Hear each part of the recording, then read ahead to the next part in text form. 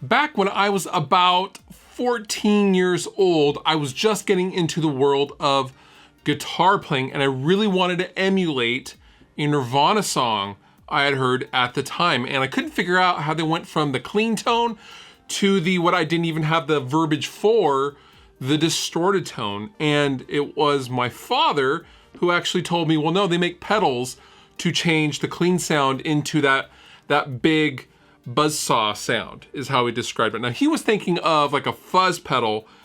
I was looking for more of a distortion pedal. Enter the DOD FX55B. This was my very first distortion pedal I ever bought. While I wish this was the actual pedal, that pedal died on me and it was broken, and I believe it got ran over at some point. But I was able to recently find pretty much the exact pedal, including its original box from the early 90s on Reverb. So I snagged it.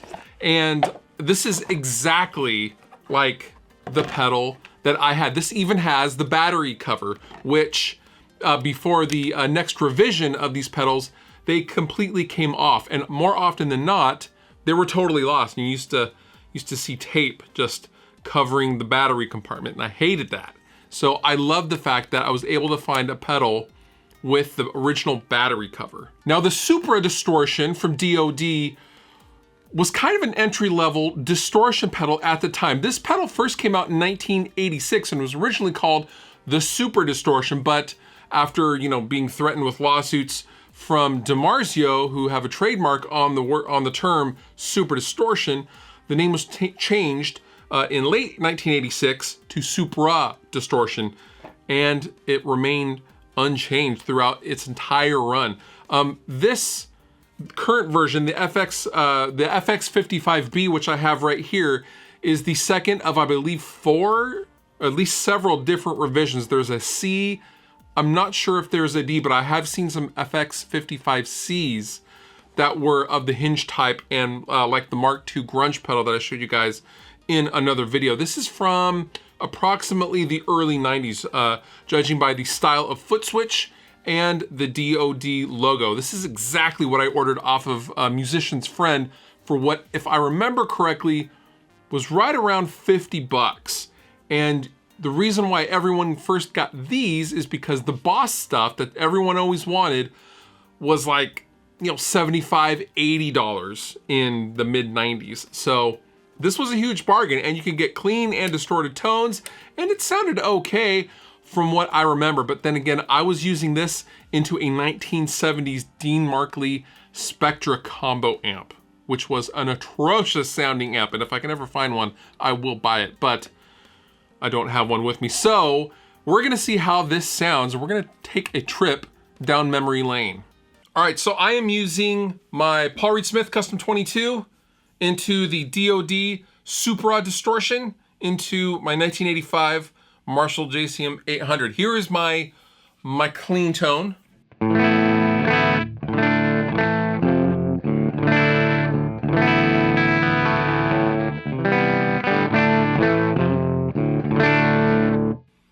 Let's see how this thing sounds.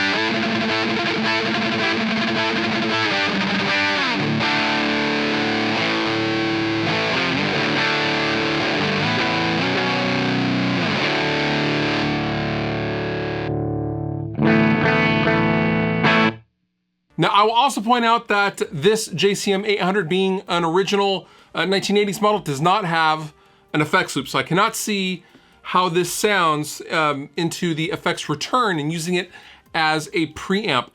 It sounds kind of like how I remember it sounding, although it's a little crunchier than I remember. From what I understand and from what little I could find online about the Supra Distortion, it's basically like the FX50 from DOD, which was an overdrive pedal with additional gain stages. So it very much sounds like a super hyped up high gain overdrive pedal, not necessarily a distortion pedal, but you know, it was what I had to work with and I loved it just the same, and I will cherish this pedal until I am even more of an old man.